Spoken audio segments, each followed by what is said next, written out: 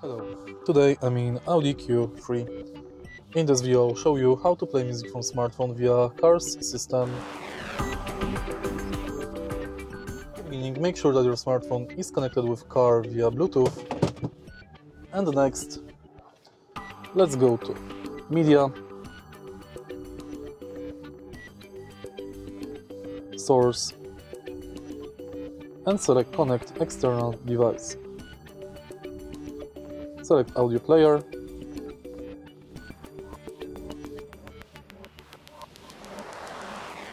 and now connect your smartphone via Bluetooth.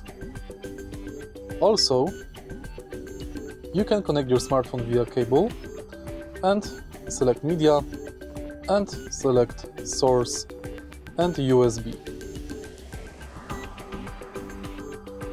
Now, on your smartphone, go to Media Player,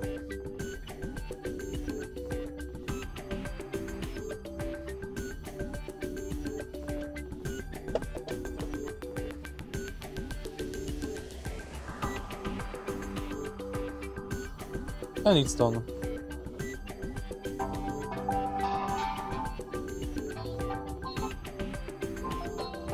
If you find this video helpful, please leave like, comment and subscribe.